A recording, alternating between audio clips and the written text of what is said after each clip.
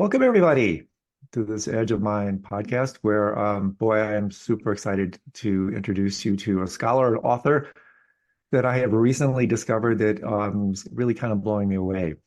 So I will read the usual short, abbreviated biography of this remarkable individual, and we're just going to jump right into some pretty cool topics. So Gregory Shaw is a professor of religious studies at Stonehill College, Massachusetts.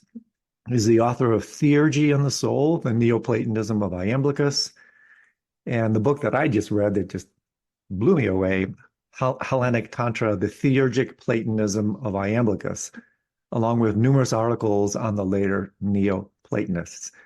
So, Gregory, thank you so much. I know how busy you are. Thanks for taking time out of your schedule to hang with us. I'm super excited about this call. Looking forward to it. So one of the riches, I should say, one of the challenges I want to state at the outset is when I read this book, I could hardly put it down. There were so many things to talk about. It's such a treasure trove that one of the wonderful problems is like, where do we start? So here's what I might suggest with you, and I want to see how it lands, is perhaps, unlike some of my other podcasts, perhaps this one could be a little bit more in the Socratic fashion of dialogue, where we can actually talk about some of these things mutually.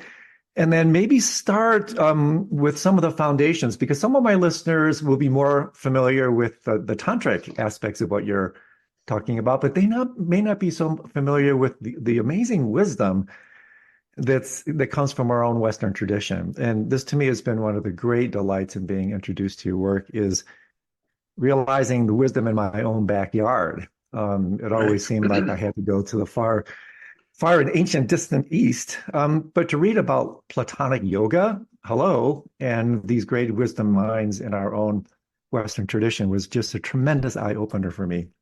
So with your permission, maybe we can start at the shallower end of the pool so we can get our readers along with us on the same page, and then drop into some deeper kind of meta-narratives that I detected in the structure of this amazing book, and then just see wherever this takes us. But maybe start us a little bit with theurgy altogether, because for some of my listeners, this may be a topic that may not be familiar with them, at least in this languaging. I think once they tune into what it really represents, they'll go, oh, wow, this sounds highly resonant with such and such. So let's start a little bit with what the notion of theurgy is, how it relates to Platonism, and then from there, go into the deeper end. Oh, okay. Theurgy is a Greek word, theurgia, which is made up of theos, which means divine, and ergon, which is action. So literally, theurgy is divine action. And theurgy is understood to be the kind of activity that you manifest when you're performing a ritual that unites you with the transcendent presence. So that's what theurgy is. The term itself became, I guess you could say, discussed or referred to in the late 3rd century, maybe late 2nd century. It came out of Syria, Apamea particularly, and it was associated with something called the Chaldean priesthood and the Chaldean oracles. The idea was that these Chaldeans would go into trance-like states and receive transmission from the gods, and then they would record those transmissions and then enact them in order to sustain a connection with the gods. This was something that my Platonist, Iamblichus, became aware of because he was also a Syrian, and he was trained as a Platonist and a Pythagorean. So what he did was to absorb this rich spiritual and ritual practice of the Chaldeans and interpret it within the framework of Platonism and Pythagoreanism. And by doing that, he allowed that Chaldean practice to be more understandable to a larger audience that was familiar with Platonism. And he also enriched the Platonic tradition with a kind of spiritual practice that they hadn't emphasized a great deal. So he was sort of a, you could say, an innovator of old things, uh, in one sense. So that's theurgy, is the term that Iamblichus used to describe the fulfillment of what he saw as his own Platonic tradition, That's uniting fantastic. with the gods. Yeah. It's fantastic, and it immediately comes brings to mind what I detected as an underlying, you could say almost tantra weave, Jew in Tibetan, this kind of underlying meta narrative that just jumped out at me almost at every chapter that maybe we can use as a kind of an infrastructure for our conversation, Sure. which is this incredibly provocative notion of alignment. Hmm. Hmm. I want to put forth to you, see how this lands with you, because it seems so central to what you're talking about with theurgy, and it is so integral to especially Tibetan Tantra, that I would argue that the current meta crisis is really a meta misalignment. It's one dismemberment after another, using the Dionysius dismemberment thing that you talk Right. about. It's Yes. one distraction, etymologically, literally pulling apart after another.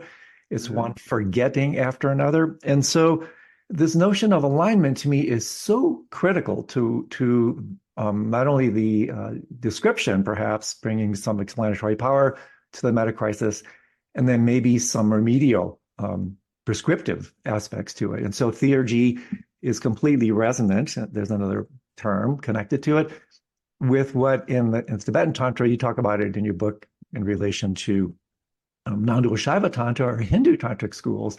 Yeah. One of the main practices of what's called deity yoga or yidam practice, which is Yeah. where, Yep.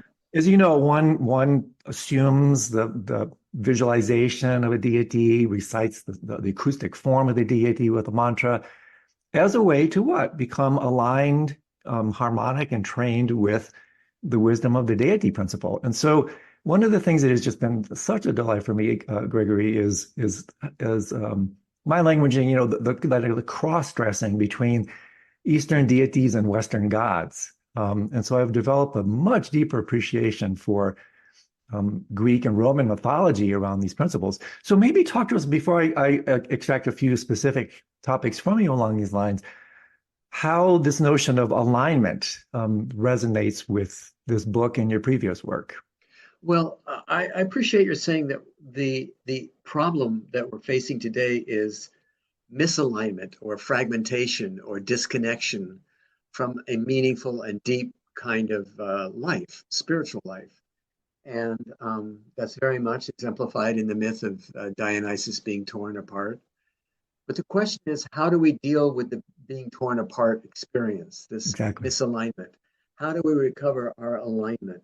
And I think today, my first impulse was to, before I even knew about Iamblichus, was to embrace the yoga traditions and spend a lot of time meditating and escaping from the suffering of my misalignment because I felt like something was profoundly wrong and I wanted to get to a place where I didn't feel that kind of pain. And I went into a kind of an altered, sort of trance like way of life by meditating a lot. And after a while, I began to think that's not the solution to misalignment. The solution to misalignment is to find a way to align myself even within the fragments of my life.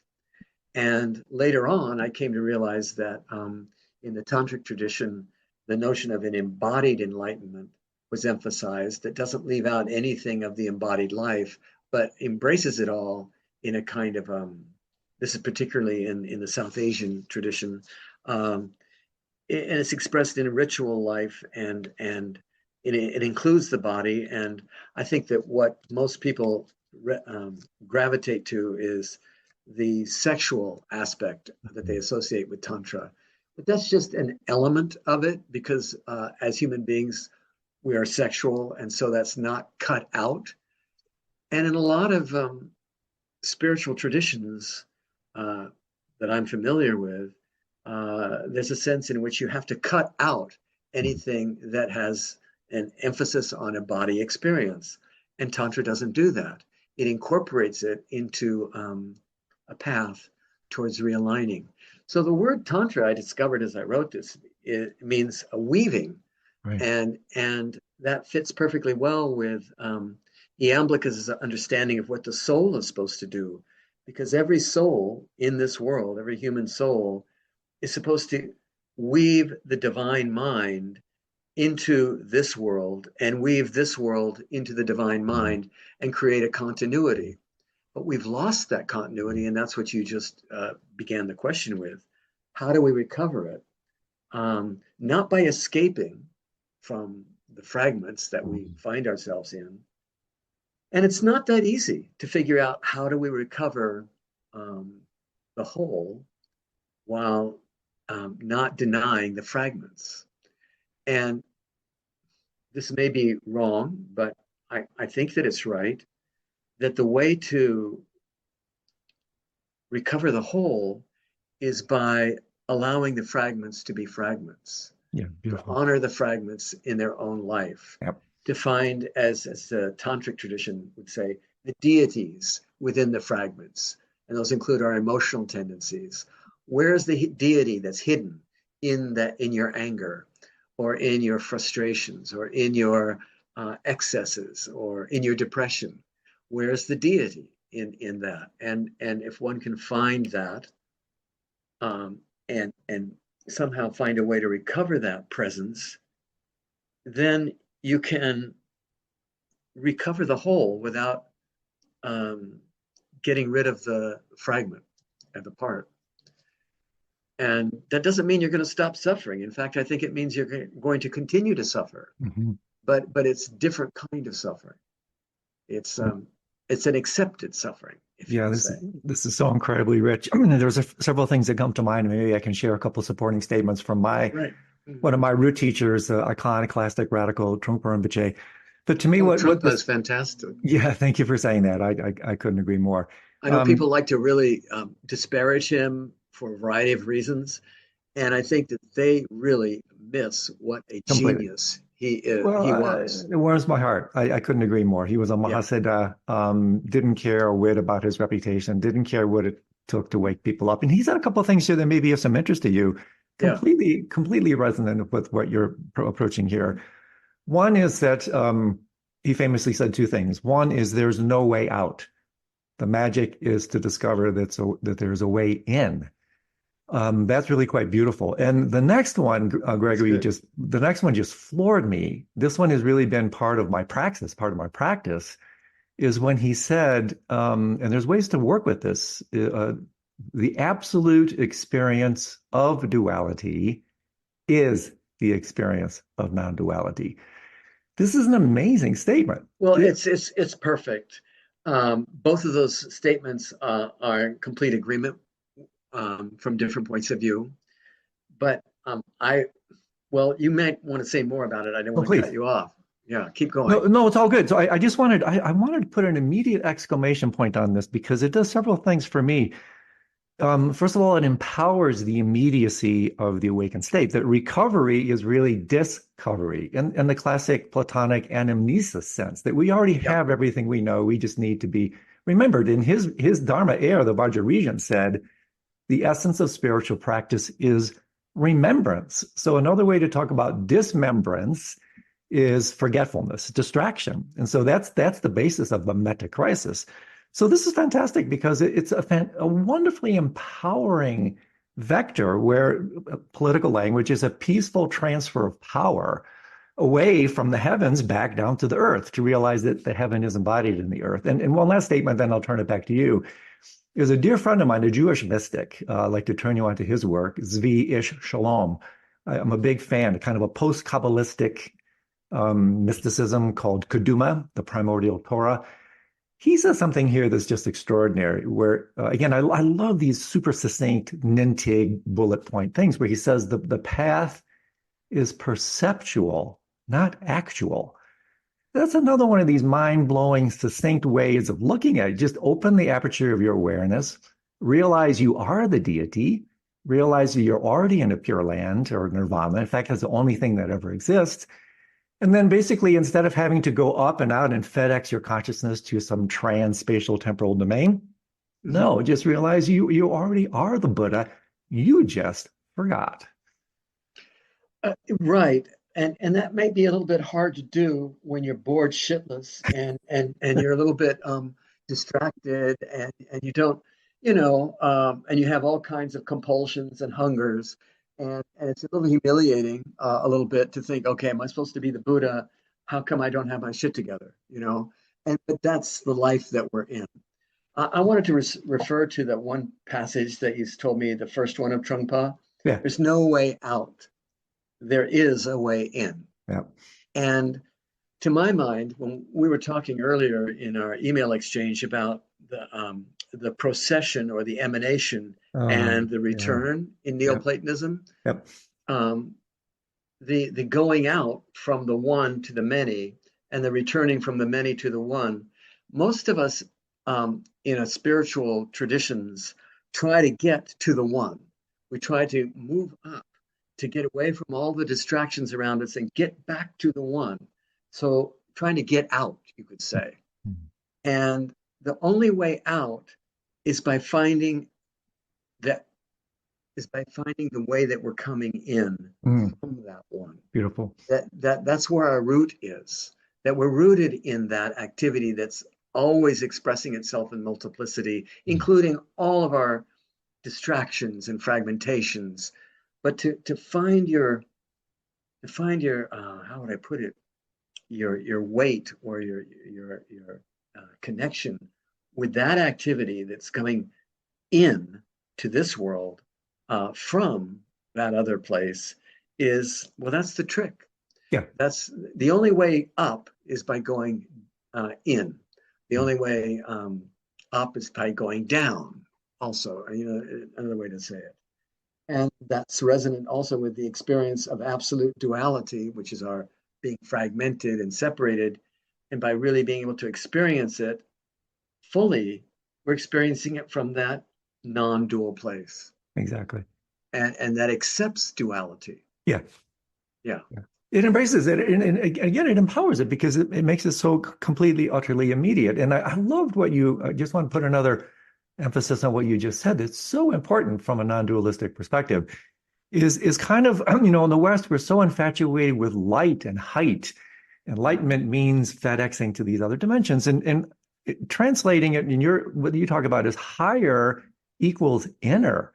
And so if we understand that, it's not about going up and out. It's just like you said, it's about, in fact, going down and in. And so a corollary topic here that I'm deeply interested in personally, I'm writing 2 books on it.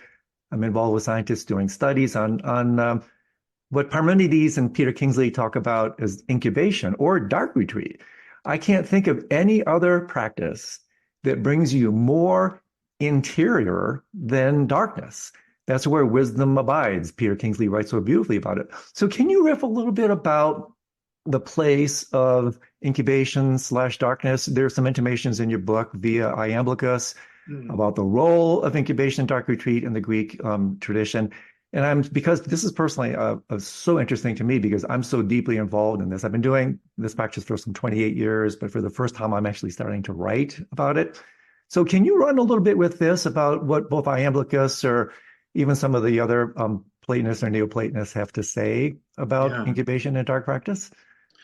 Well, I guess I would put it this way that pardon me, when he talks about dreams, because in effect, what happens in the incubation is that you receive dreams, and they come to possess your awareness and your attention.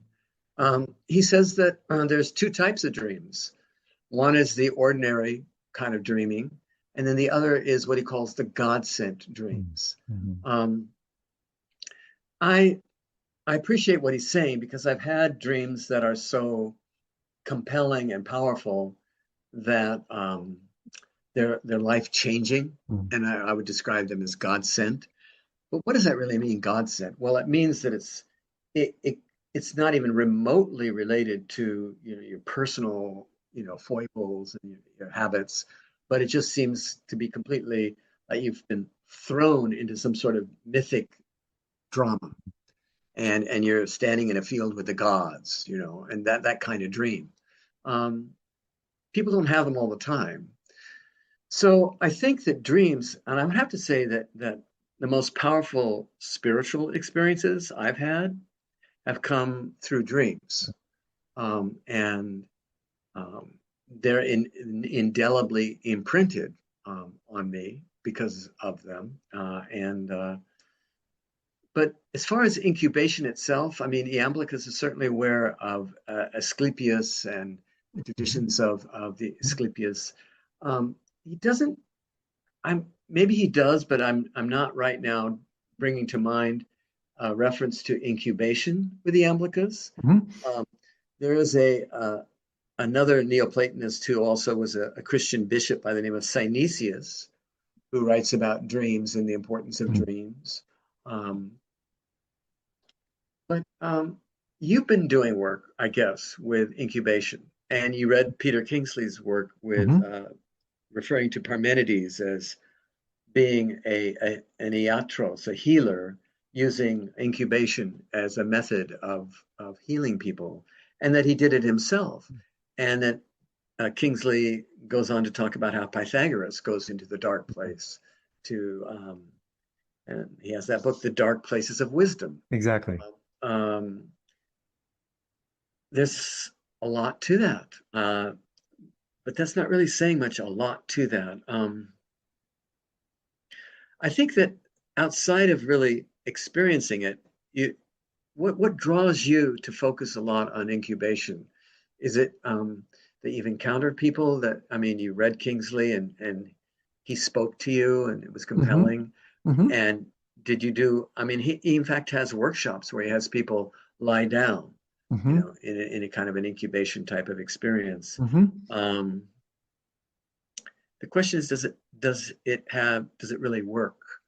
And it doesn't always work. Right, right. So what's your experience? Yeah, thank you for asking, Gregory. I appreciate that. Well, I'm using incubation perhaps in a larger, almost multivalent sense. I mean, I'm completely in line with the Aesculapian approach to healing, receiving a dream from the divine physician. I work with dream incubation intentionally, or I should say overtly or covertly, every single night. I mean, the nocturnal way of darkness, this is my path in this life. The 5 nocturnal meditations, I write and teach extensively on that. But when I'm speaking here a little bit more, and I hope I'm not misinterpreting both Parmenides and Peter Kingsley, is incubation in the sense of going into darkness, i.e. the unconscious mind. So darkness to me, there's so much code language here. You know, this is so fascinating to me. The dream is manifestation of mind. Darkness is code language for unconscious mind and unconscious processes. And so for me, Gregory, incubation really is about descent, dropping into the incubator of the darkness of my unconscious mind that allows me to step into these deeper strata of my dimension, becoming familiar with some of the repressed spiders and snakes that hang out in the upper dimensions of my unconscious mind, and then dropping down to meet the deities, the gods, whatever that lie at these more foundational levels. So I'm using incubation in this sense, incubation of going in particular for me, specifically extended periods of dark retreat. It's a classic part of Tibetan Bardo yoga.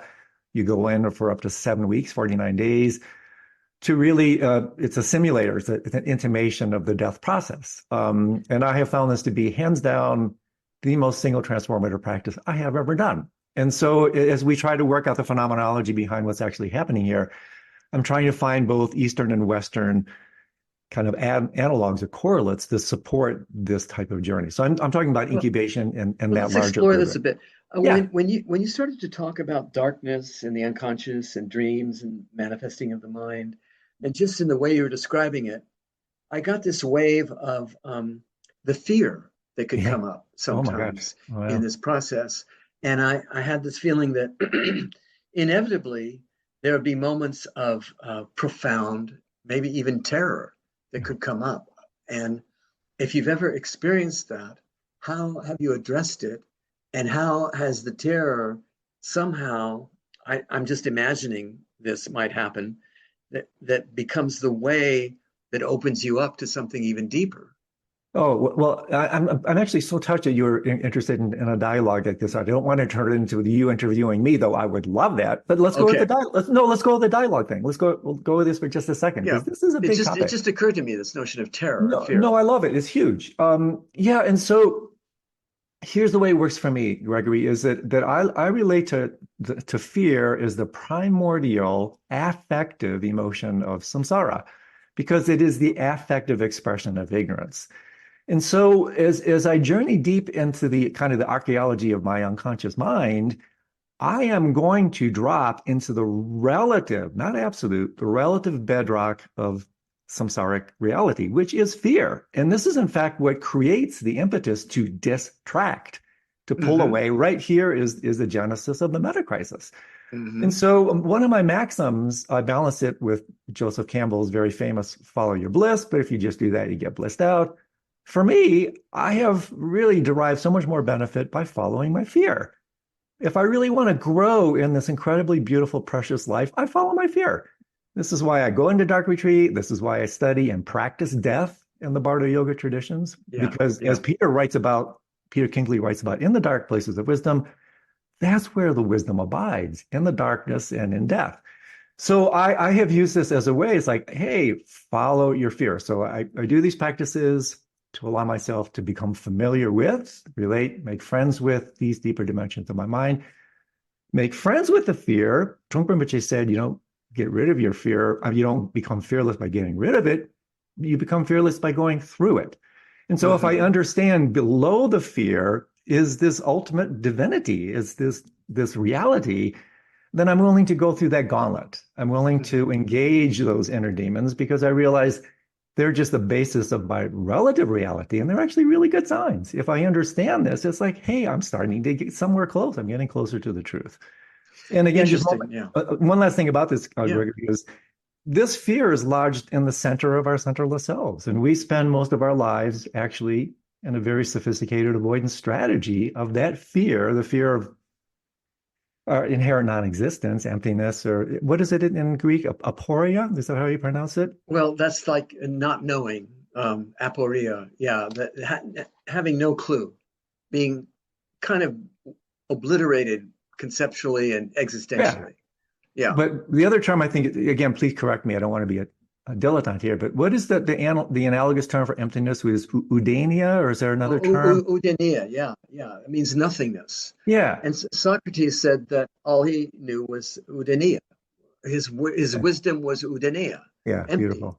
Yeah. Um, there was a guy who exemplified a kind of working through the terror and sitting comfortably and resting in his nothingness and living out from that. And because he did live out from that place, he was incredibly powerful Yeah. Yeah. because he was not cowed by the fear that holds most people in. There's a lot of power, I think, in that, and that people can sense it when somebody um, has that kind of, we might call it courage, but it's not like they're sucking it, but they just are that liberated state. And I I think think people like Socrates were like that. yeah, it wouldn't have come from this notion. I think that people like Socrates and Trungpa Rinpoche and other great beings live from with this kind of fearless gusto because, like they say in the Tibetan Book of the Dead, emptiness cannot harm emptiness. And so, if you understand the illusory nature of both self and other, then you live in this fearless, like nothing can really hurt me phase. And so, I think that's probably resonant with my understanding of both Socrates and some of these other sages. And But I think that state of udania and the kind of emptiness that we're talking about is a component of what Iamblichus said is cultivated in the practice of theurgy. mm, That unless you're able to mm, enter into that state of emptiness, yeah. you're not able to receive, become a receptacle to the transcendent presence of the gods and manifest them in your activity, in your theurgy. Yeah. And this Gregory is completely resonant with what's called the Abhisheka principle in Tibetan Buddhism, where Abhisheka literally means to anoint. It's an empowerment, and until one can be properly poured into or anointed properly, one does in fact have to become this empty vessel. And so before one can attain these higher empowerments to do things like deity yoga, this is not an over-the-counter practice in Tibetan Buddhism. You have to prepare yourself by emptying yourself to allow the gods and the deities to, so to speak, come in. And so let me ask you one question about this, Gregory. This is super interesting to me.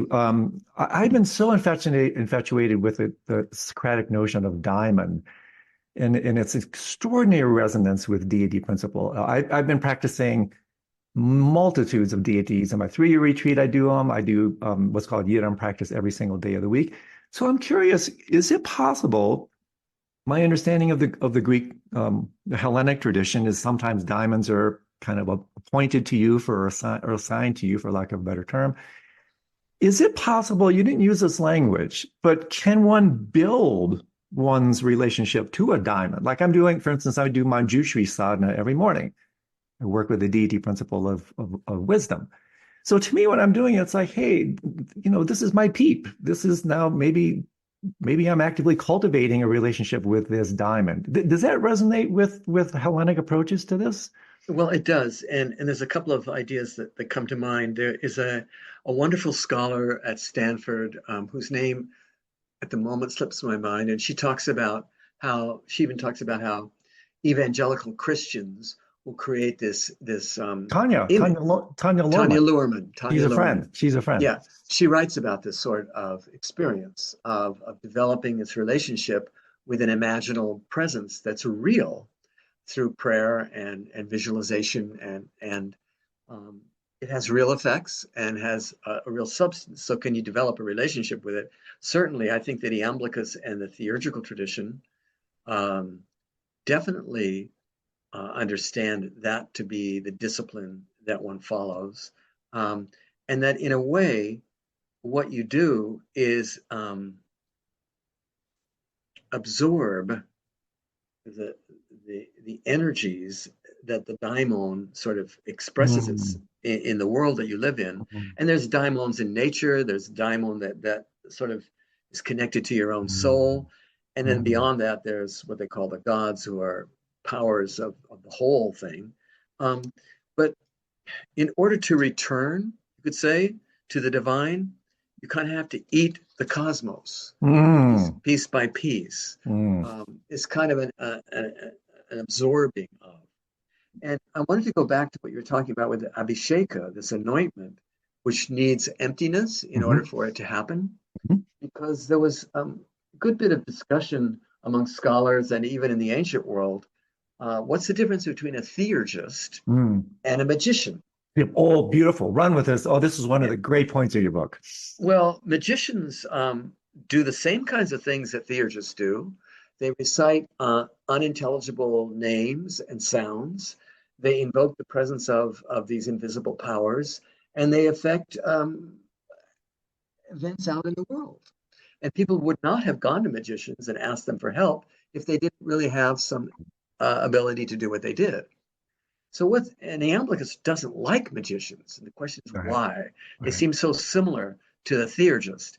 And the difference is that, and I think I've put it this way in the book, is that the theurgist has to enter into the state of emptiness in order to receive the gods, Udania.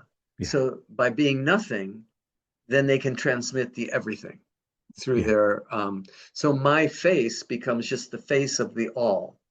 So Iamblichus says that the theurgist takes on the shape of the gods through the ritual.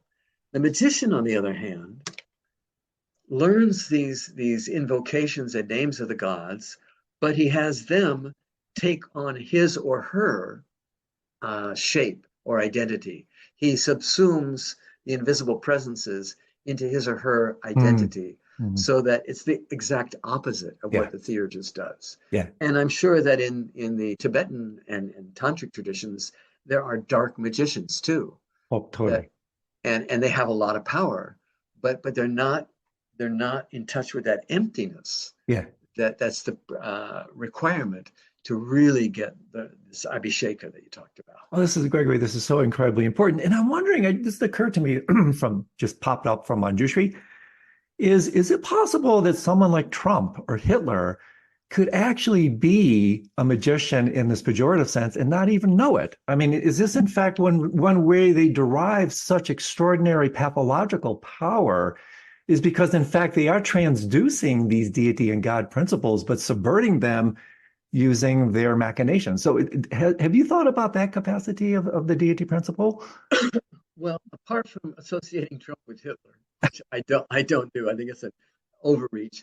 But the question is whether these very charismatic leaders, whether it be Hitler, Mussolini, Mhm. Trump, Obama, Yeah, whoever it yeah, might be, yeah. who just seem to have a charisma that magnetizes people, are they aware that they're performing a kind of magic?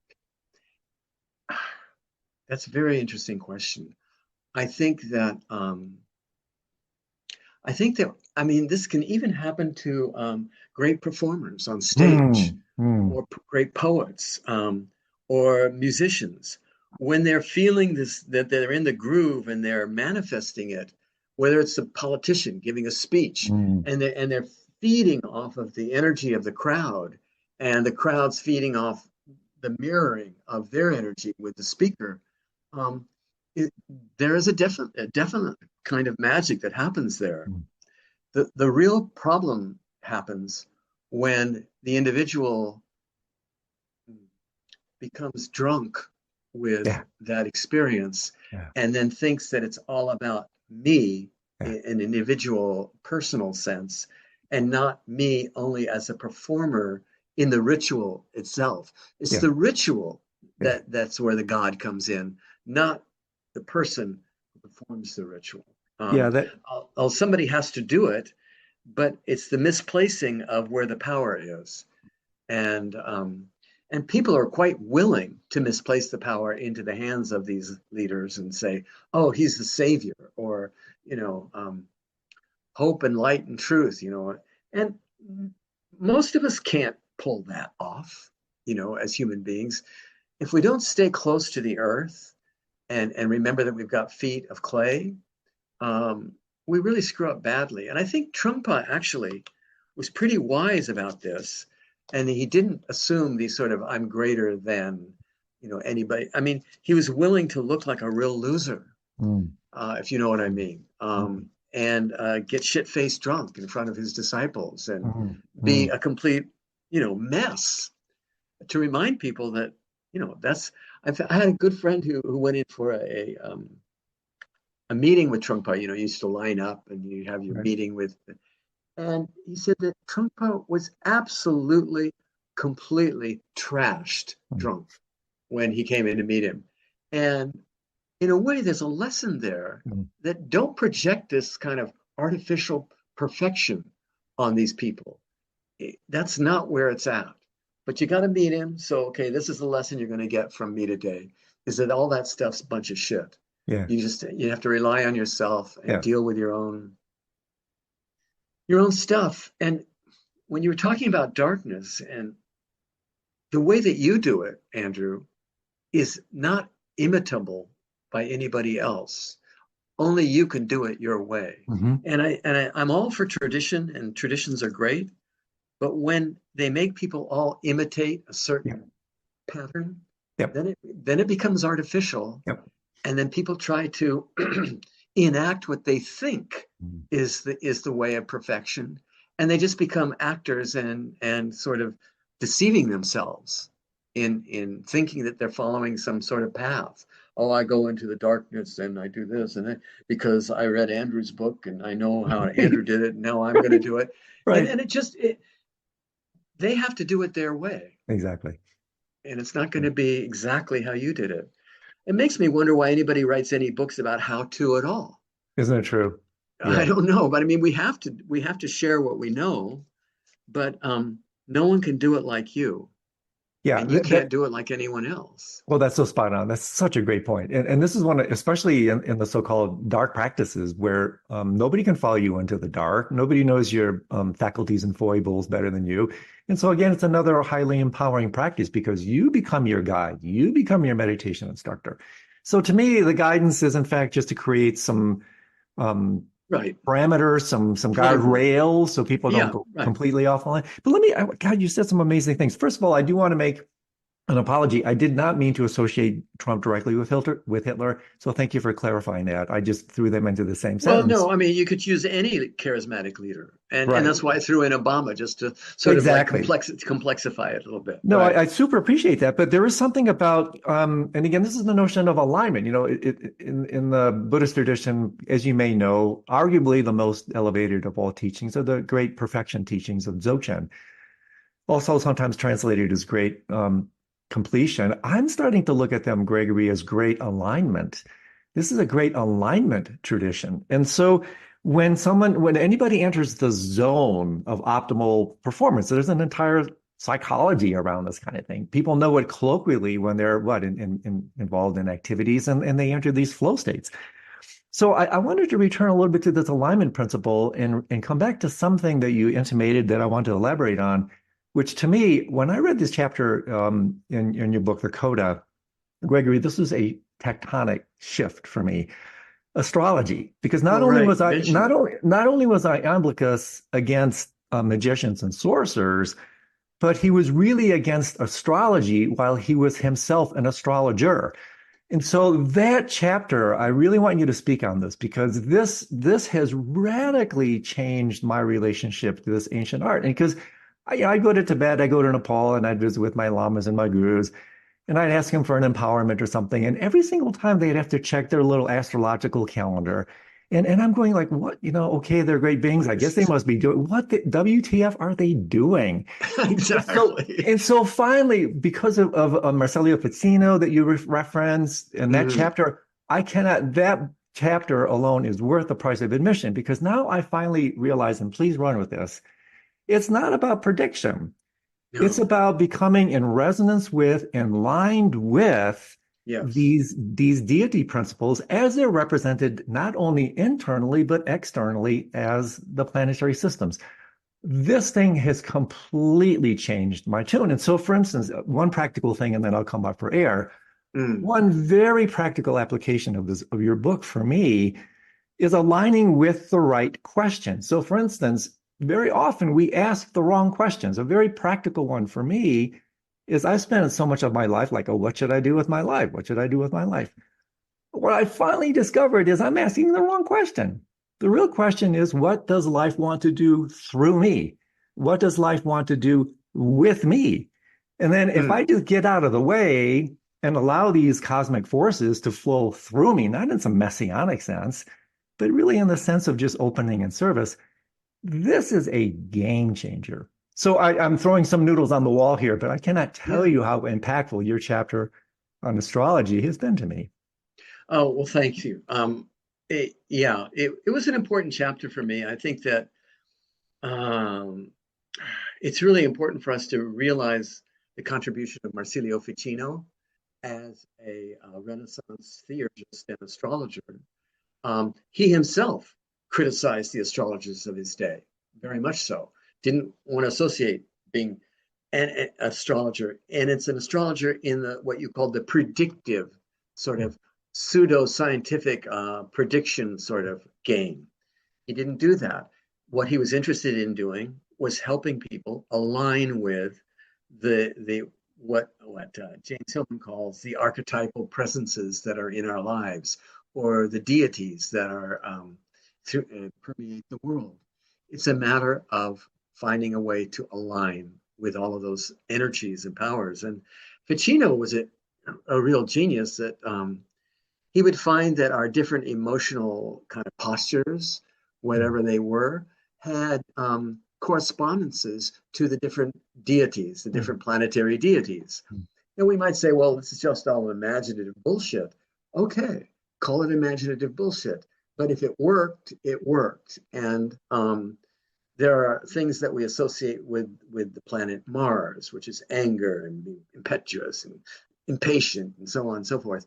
Well, that's different from what we associate with Venus, which is being alluring and sensuous and soft and seductive. And human beings have these different properties in us, these different characteristics. Um, the person who initially opened me up to Ficino as a theurgical astrologer was Thomas More, uh, Mm.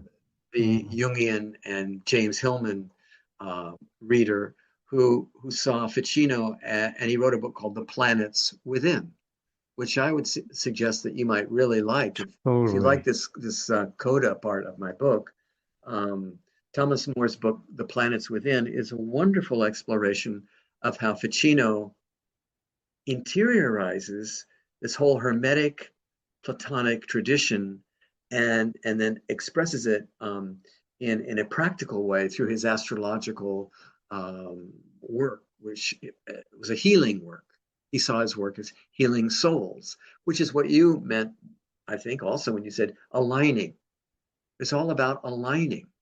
So if you're out of touch with,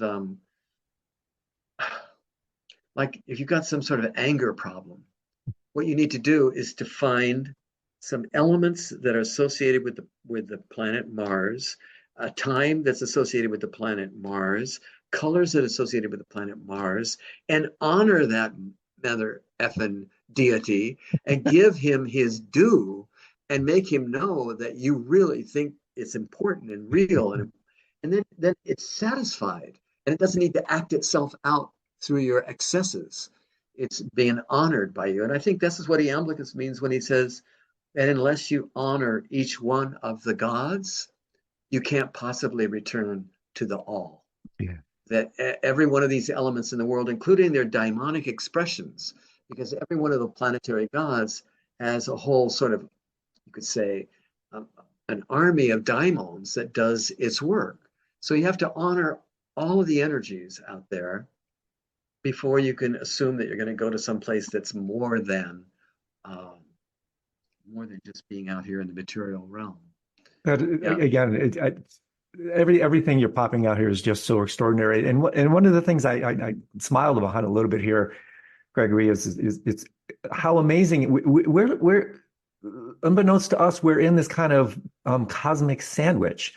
The deep within, we have these archetypes. The unconscious mind is we usually think of interiority. You know, it's they're within us. But within and without, I mean, you talk about the mesocosm and Eliade's notion of lycanthropy, yeah, the yeah, right. breakdown of inner and outer. And to me, this is the most beautiful thing. If we just open up, we realize we're sandwiched between these principles of divinity. The gods outside is they're represented in the planetary systems, and they send out their rays to kind of tune us in, the deities and the archetypes within us that are radiating out. And here we are, somewhat in the mesocosm, kind of sandwiched in between the two. And again, if we just get the F out of the way, we align ourselves with both inner and outer until they both, collapse into each other in a non-dualistic embrace. Perhaps that's one rendering of what enlightenment might actually be. I like it. And I think that it's a poetic practice, it's a poetic engagement. I think sometimes we're so swayed by the language of science and its ability to break things down and analyze little bits and pieces that there's some people who, unfortunately, in the world of astrology, try to present it as some kind of a science and that you can control and know. And it's not a science. It's more like a poetic engagement Mm. with your soul and with images. And Thomas More gets this right. Um, and um, it's letting go of, as you were saying, what can I do? It's not what can I do, what can the world do through me? It's Yes. letting go of the control Yeah. thing. And the whole scientific impulse, which is a great impulse, we've learned a lot from it, but it's not, but astrology and theurgy, and I suspect your Tibetan practices are not about our controlling, but are learning how to let deeper elements control us Yeah. or at least express themselves through us. I had a Yeah. funny story. I felt like telling it here. I had my students one time write an essay to describe what sort of creature has sort of taken over their soul. Mm. Because we read a book called The Golden Ass, which is when the story of a man who gets turned into an ass. And so the ass is a reflection of his own sort of excessive kind of hunger and drive and sexual drive and so on. And then eventually he gets transformed back into a human being. I said, so in your essay, what kind of animal did you get turned into? And one kid said that whenever anybody talks to his girlfriend, the angry dog takes over his psyche, Mm. and he just wants to bite and get that guy and growl at his girlfriend. And he said, so I would say it's an angry dog. And I thought, well, and this was a business major, and he said, I thought this was the craziest assignment in the world. And then I did it, and I realized it was the most interesting one I could have done. I suggested to him that he get a little dog, a little plastic dog in a toy store somewhere, and honor it, Yeah. so that that little dog that lives in him, that's getting pissed off all the time, can know that he's being treated well. I said, get a little dog biscuit, give it to that little plastic dog. In other words, this is, I think, what ritual life is like, that you Okay. entrain the imagination to let go of certain sort of conflicts that we carry in ourselves unknowingly. Yeah. And I think that's when I think so-called ordinary people Yeah. who aren't sophisticated, who just do their daily rituals, honor their village gods, or the little old woman who goes in and does the rosary in the church or whatever. These people are connecting with what's deep in them Yeah. through a simple practice Yeah. that they just do every day. And I think the biggest task for most of us, especially in the academic world and the intellectual world, is to kind of get out of our heads a little bit Mm. and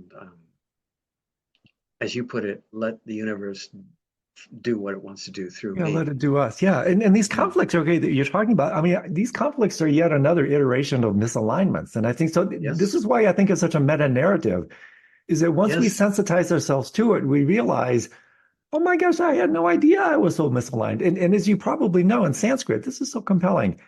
The word for suffering, dissatisfaction, is dukkha.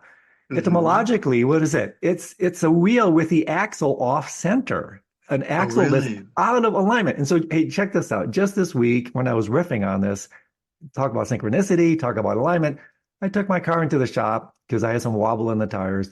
I'm not kidding. The morning after I finished writing about this stuff, the guy says, geez, you need a pretty expensive repair. Both your axles are out of alignment.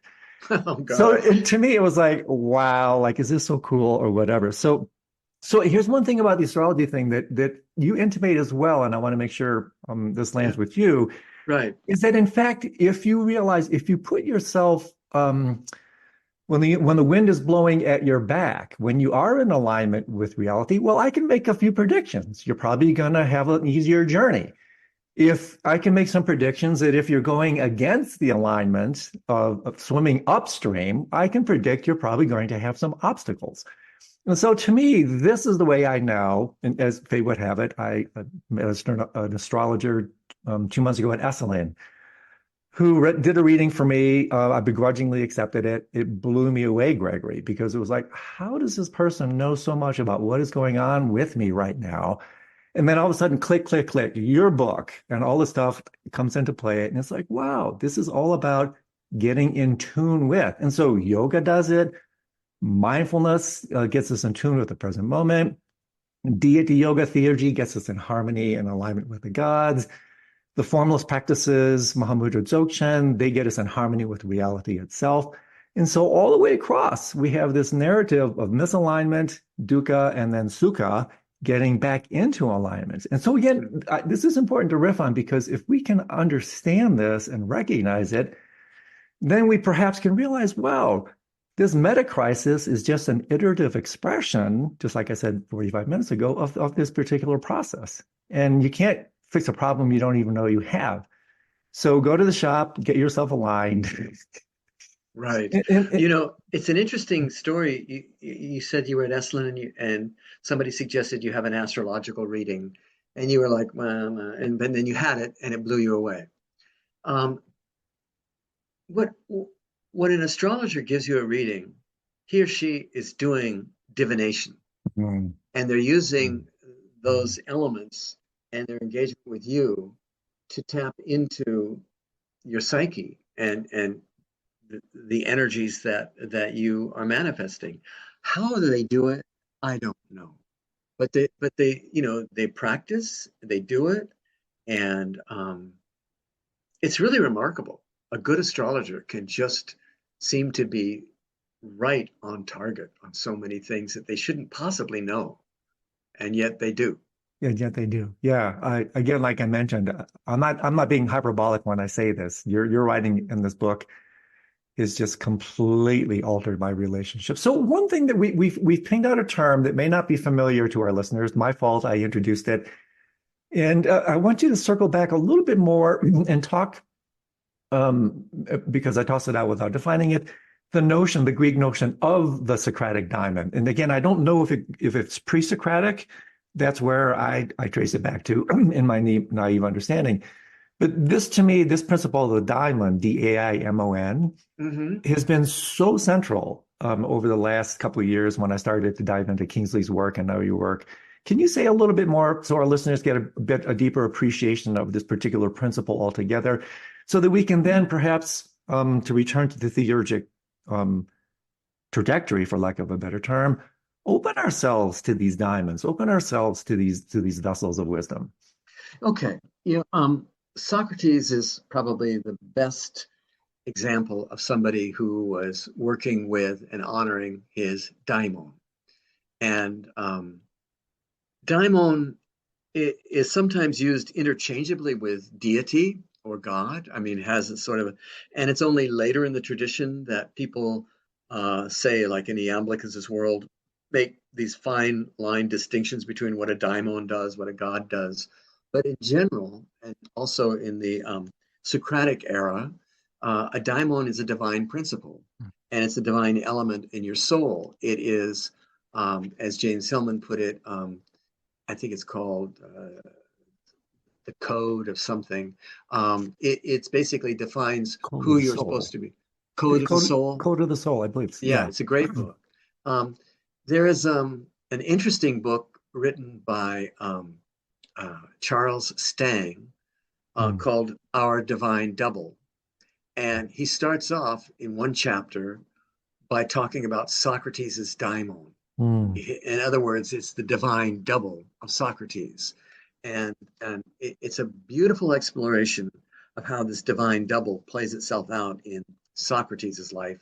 And then he goes on to find comparative expressions of it, say in the prophet Mani, mm, who had this vision of his divine twin, or that in certain Gnostic communities, there's this divine twin idea. And um, this idea of having a divine double or a twin is a theme in Western spirituality that Stang, Stang, explores really quite well in this book. But Socrates clearly is working with this divine presence and listens to it. And I would say that he has the capacity to receive it because of his own emptiness, mm. his own awareness that his wisdom is udania, nothing, worth nothing.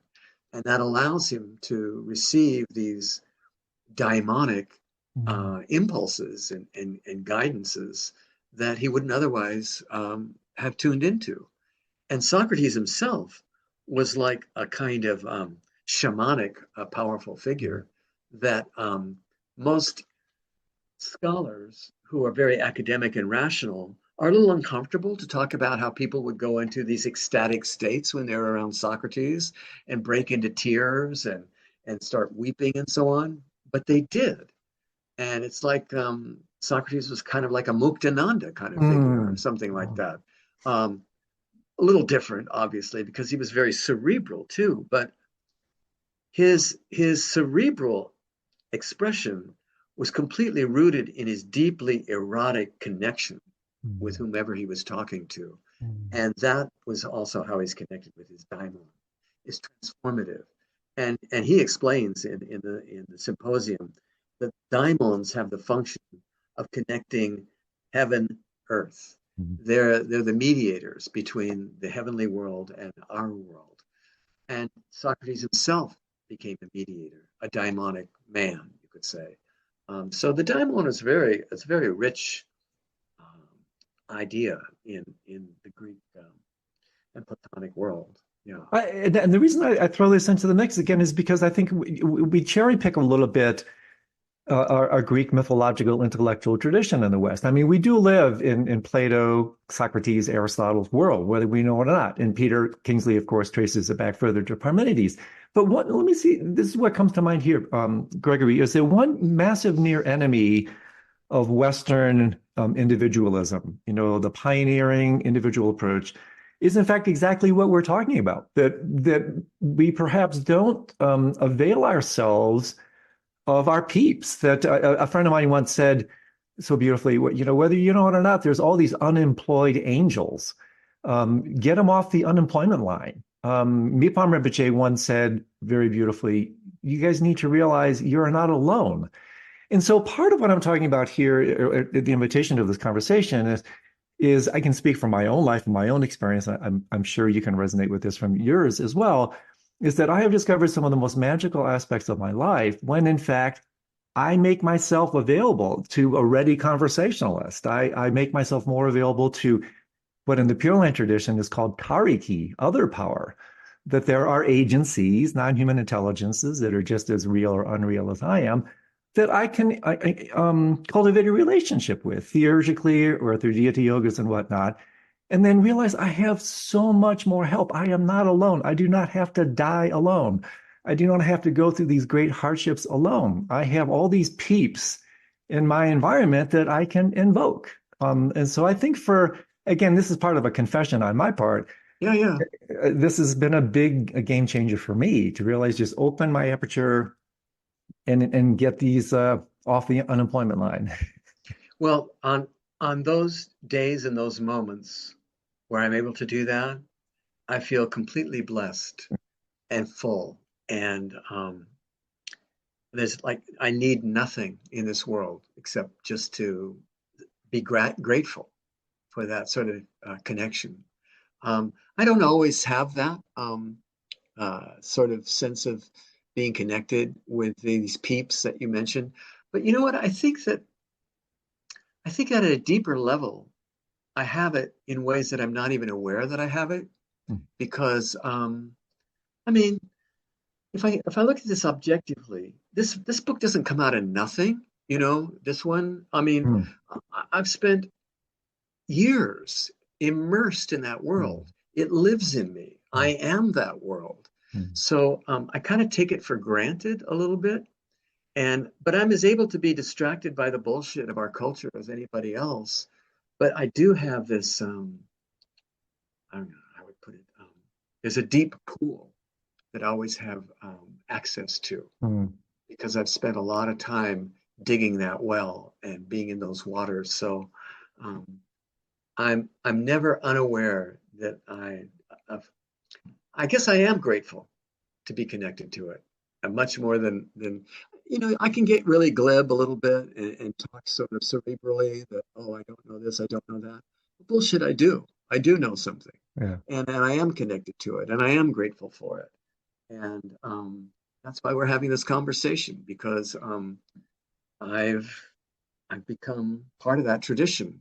I recently ran a workshop with Charles Stang at Harvard called Platonism as a Living Tradition. Oh, It, beautiful. it was a fantastic workshop, and I was interviewed afterwards about it by one of the people in his department. And I, at one point, said, I am the living tradition. Mhm.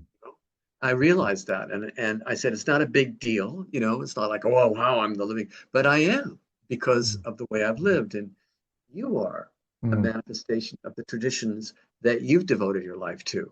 But you're not done yet, because that's part of the tradition is continually trying to create new ways of expressing it and deepening it. Um, Yeah. But- and I'm really delighted that you were able to find that in this Platonic focus that I have with Hellenic Tantra, that you could see resonances with your own work and your own tradition. Oh, Gregory, I can't, I mean, maybe we'll have to have another interview or a third.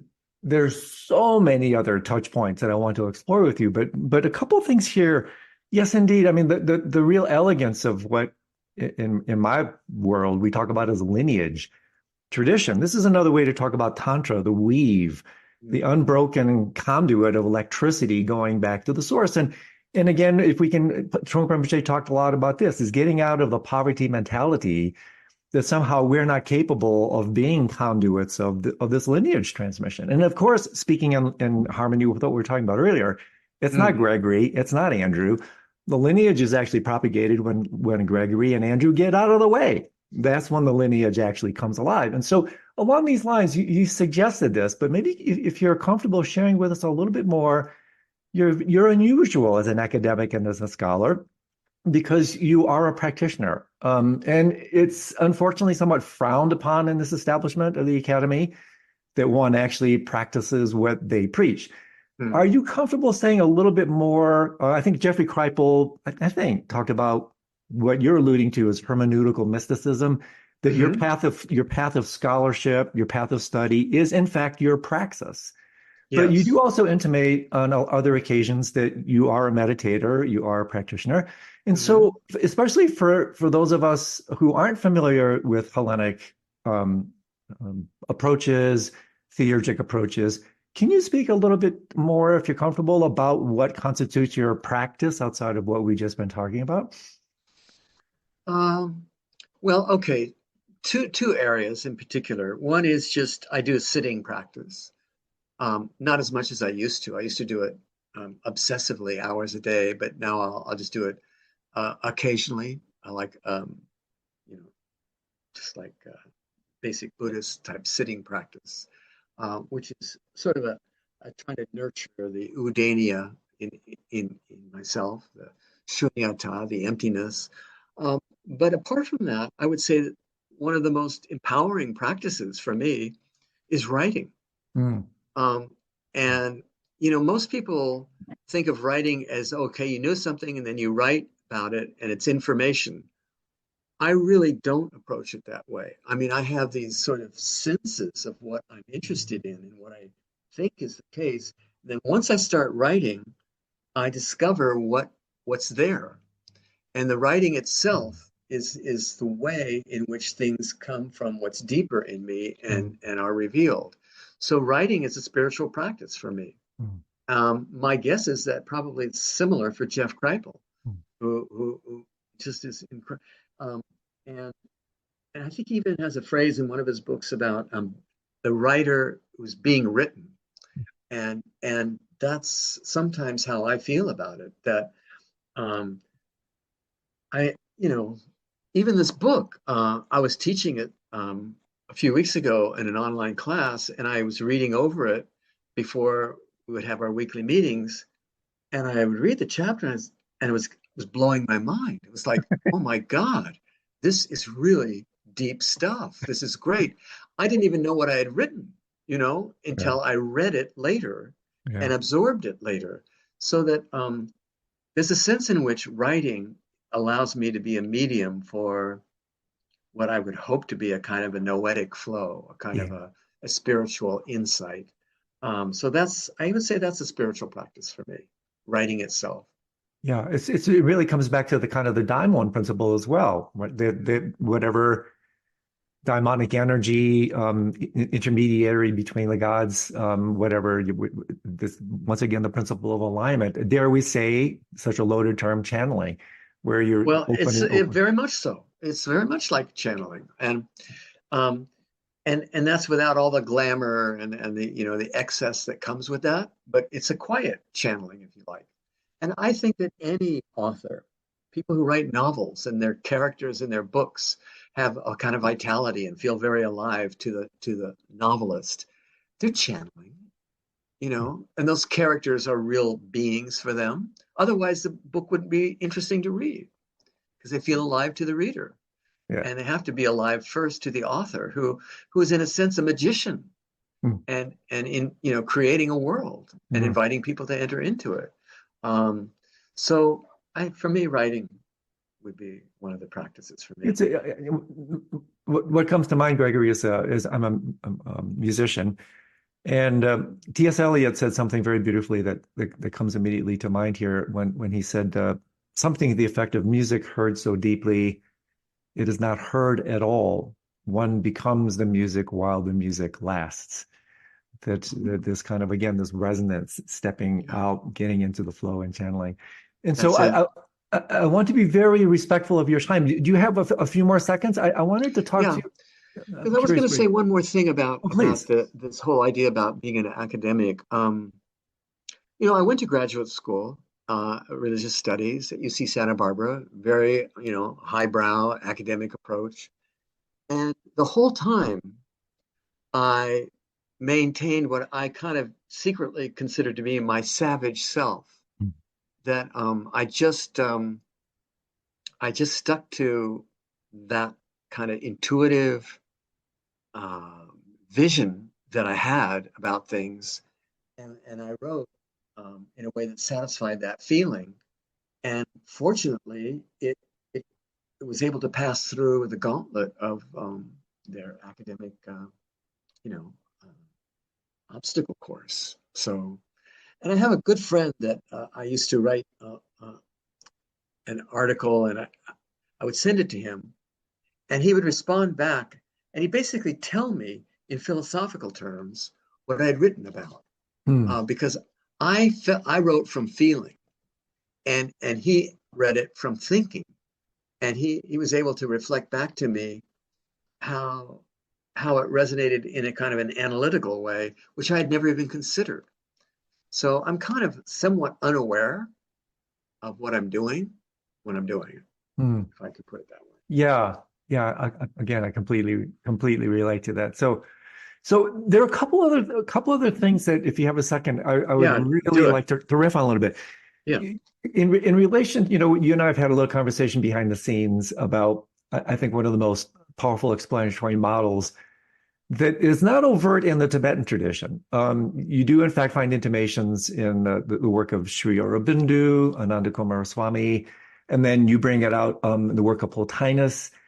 Involution, evolution, efflux, reflux. You were talking earlier about, I think, what it was the languaging you were, a procession and return. And Yes. if we could say maybe a little bit about that and how it connects very, at least to me, very intimately to what I playfully refer to now as the combustion cycle of the path, which really could almost be the combustion cycle of reality, which is the alternating current of expansion and contraction. You intimate this a number of times throughout your book. And so, is there a way, can you run with those a little bit? Because these two, to me, are colossal models that can really help us understand a whole lot of what's going on. Well, they put it in it's the diastole and the systole of life. And you know, if we separated the diastole and the systole from our heart, you know, our circulation, we would die. They're always completely interrelated. You know, the it's a circle, and going back to the Trungpa saying, "There's no way out, but there's a way in." Um, this And I think that's to emphasize the idea that most people think we should get out of the complexity of things and get into some sort of heavenly unity, whereas the heavenly unity is only available to us in this fragmented complexity.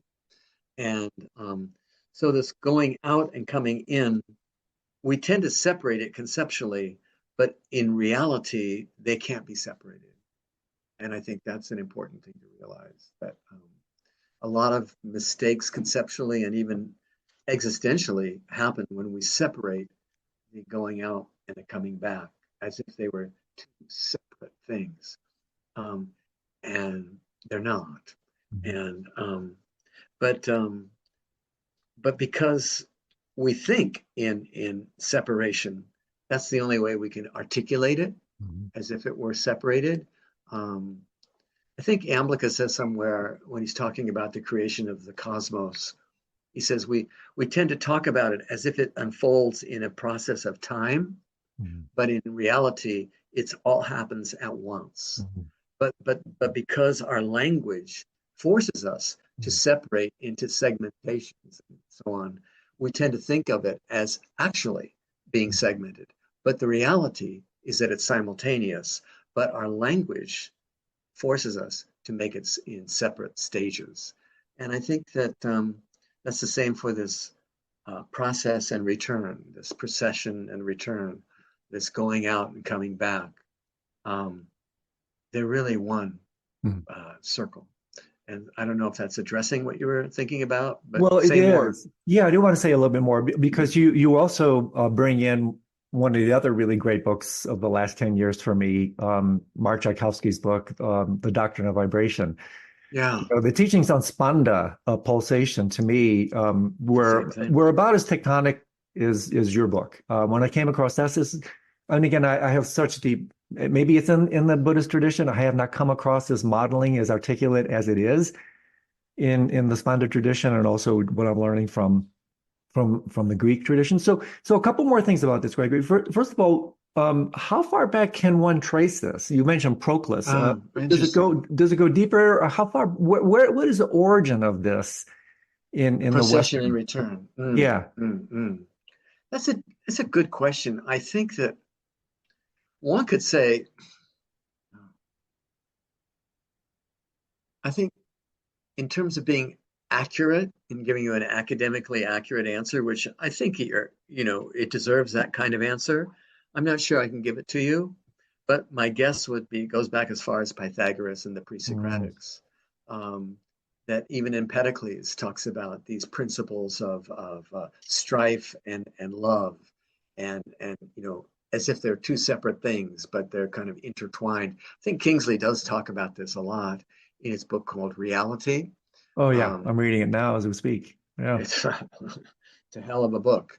It's very non-dual, and um, I yeah, he's an amazing visionary author, and there's always some opening that happens when you read Peter Kingsley. He's a deep thinker. Yeah, Um, fearless, and also I think I picked the same vibe up as I picked with you that his scholarship is his path because he channels, he breathes, and his words are embedded, I think, in like Parmenides himself and your mhm. work. His words actually, I wouldn't say color because it's almost the absence of color, in the sense of ego being out of the way. There's actually some magic in the way the word actually gets put to paper. There's a kind of Oh, transmission quality. I think he's aware of that, and I have to say I've been a huge admirer of Peter's work since the first time I Yeah. came onto it, and uh, I have a great affinity with him. I mean, we're on good, warm terms and friendly terms. He thinks less of Plato than I do, Hmm. um, and but he's willing to accept that about me, because he can be pretty savage in his Wow. critique of people who misunderstand or misread the tradition, and I understand why he's that critical, because it's people who've taken something that's incredibly precious and mischaracterized it, and then have this presumption that they're the masters of it Hmm. when they don't understand it at all. Hmm. And that really that pisses him off. Hmm. And that comes across in his writing. And that kind of is an impetus for him to communicate what these pre-Socratics were really about, and not what somebody in Oxford said that they're about. Yeah. He's really great. He's a great writer. Well, his contribution, as is yours, is really seminal in terms of bringing this Western, whatever you want to call it, esoteric tradition, mystical tradition that's been so, like the two strands. It's like both with Newton and Plato, these two strands that have more than half of Newton's work, as I understand it, was about alchemy. You never really hear about that. No, you And don't. Plato, the two strands of Plato, the logos and then the mystical. And so there's this kind of centrifuging out and cherry picking of these strands that then we inherit and focus on almost exclusively in the West. And then I think to our great misalignment that the Well, second half is just completely not even acknowledged. that's part of what was my impetus in writing this book, Hellenic Tantra, was to emphasize how how much we've lost that living embodied tradition that was exemplified by the later Platonists. They weren't just intellectuals. They embodied divine presences, like your tantric gurus. You know, people used to go to these teachers, these Platonic teachers, for darshan. In the same Darshan. way, they Yeah. would go to great yogis for darshan. Just being in the presence of somebody like that has an effect on your own soul. And we lost that completely Mm. in the Western tradition. And I think it's worth pointing out that we did have it, and that it was exemplified in people like Plotinus and Iamblichus and Proclus, Pythagoras and Socrates. They were embodiments of divine power. And wouldn't it, Gregory, this is interesting to tie it back into something we talked about earlier. Why is that? Could it in fact be because of fear? Could it in fact be that by not acknowledging and opening up to these theurgic principles and to the realities that are thereby revealed, the very structure of the ego is threatened? I mean, do you think that could be underlying this underlying fear of going into that? And so they live in the sanctuary, the seeming sanctuary of the intellect and getting No, lost in headspace? that's a really interesting kind of question as to how things. See, one of the people or one of the causes for this loss that I've been gravitated to is the institutional church, which could not broach that there could be any competitive sort of authoritative spiritual path. And so they outlawed theurgy. They outlawed the worship of the gods. It's punishable by death. Um, but I don't think, but that doesn't really address your deeper question as to what is it that draws people away from this, I guess I would say, more embodied engagement with divine presence. I mean, I think that what's appealing about the Eastern traditions is that they're still in continuity with it, Mm-hmm. with these Tibetan teachers. Yep, They can go back lineage. Yep. lineage, generation after generation, and they're passing on something that they can understand to be unbroken. And you know, you get some Zen traditions. They go all the way back to Buddha, and you know, it's passed down to this teacher, to that teacher. Um, Even if there's something partly artificial about that, it's an important kind of artificiality, kind of guide rails, as you put it, Mm-hmm. that kind of keep the ego from thinking that it's in control of the That's whole it. thing. That's it. That's it. There's something deeper Yeah. than our ego. There's something more profound than that. And I think that the church wants to do that, but it's sort of lost its sense of authority in the West, Mm. um, and and now it's kind of reduced itself to sort of being kindly camp Yeah. counselors, which is not really what people want. Yeah, I think the analogy that comes to mind, Gregory, is they're very successful as the oil industry. Instead of going to solar power, they mediate solar power by getting stuck in the petroleum industry. In other words, they act as the middleman. And so Uh, I think part of what came to mind, I couldn't agree more with what you just said. I think it's a developmental issue. That fundamentally there's no place for personal identity when you are in fact fully embodied. The ego cannot inhabit the same space as the body. Deception cannot follow you into your body. And so I think when you drop into the body to that extent, you, ego, disappear. And so I think there's this underlying hint of this anxiety mm, that says there's no effing way I'm going to drop into the center of my centerless being because, as Trungpa Rinpoche said, space is the Buddhist version of God, and they're afraid of this God. They don't want to drop into the centerless space because there's no place for personal identity in that space. And so, whether they know it or not, this is one of the kind of the darker sides of these principles that, again, we, like Auden said, we're lived by powers we do not understand. So this yeah, ties right. into the deeper principle. We don't understand that we're actually running away from this light because we're afraid of it. It's too bright. Uh, well put. And I think I like what you said, that Trungpa said that it's a space that we're uncomfortable with dwelling in. The way I tried to put it in this book, which is a coda chapter, is that Dionysian consciousness does not say, I have a body, but I am a body. And that's the difference between,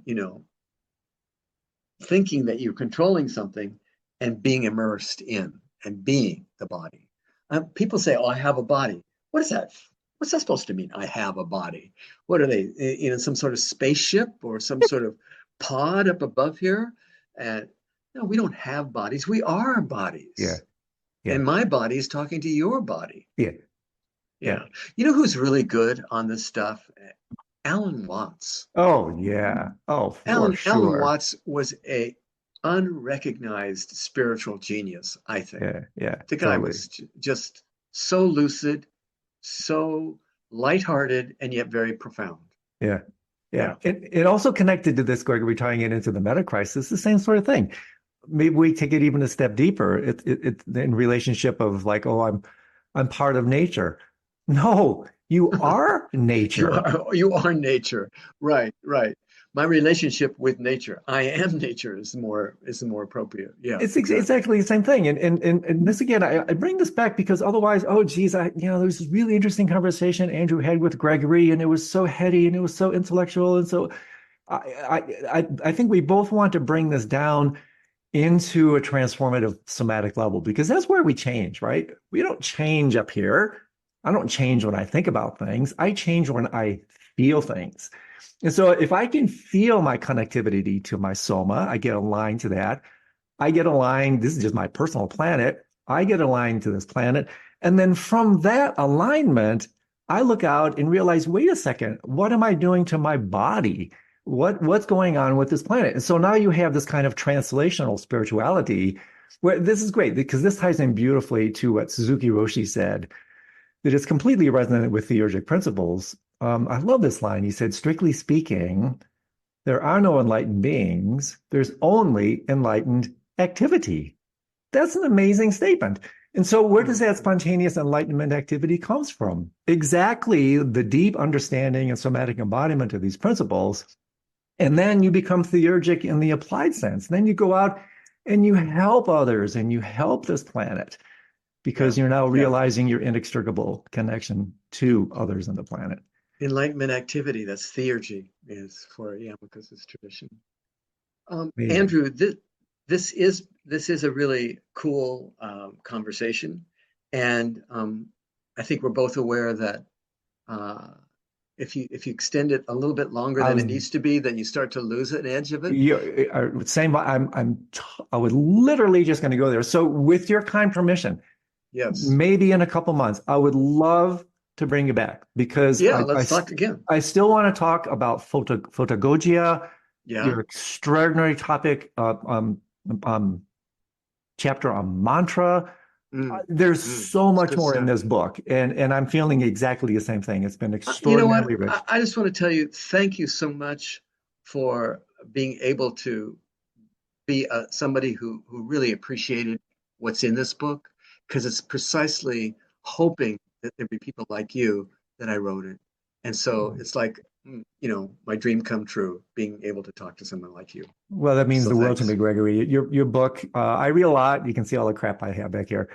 I don't toss these words out loosely. Your book was profoundly touching to me, really moving, and page after page, earmark, dog mark, footnote. I mean, it's just marked, and that's only on one reading. I love I books like that too. have to go Yeah. back and do it. And a book that my favorite books are the ones that stop me cold. They just stop my mind.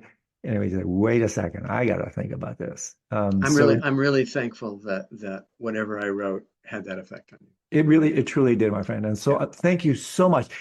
Anything else? Well, actually, for the next conversation, but how can people support you, get to know your work? Just lemonade stand. How can people become more familiar with what you're doing? I'm not sure I have the right strategy about that yet. I recently retired from teaching full time, Oh, and congrats. I do some online classes occasionally. I'm connecting with. I've connected with one group already doing that, and I'm going to connect with another.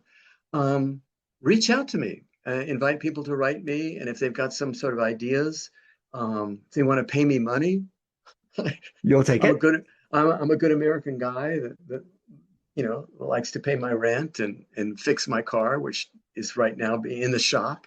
Not as much as those axles would be. They were expensive. Oh, Yeah. I know. But All right, powerful repair. Gregory, keep me in thank you mind. so much. Really Thank special. you. I'd love to bring you back. I super appreciate your work and thank you so much for taking the time to hang with I us. hope you do, Andrew. All right, Yeah. good to meet you. Take All care, right, my take friend. care. See Bye ya. bye. Bye. Bye.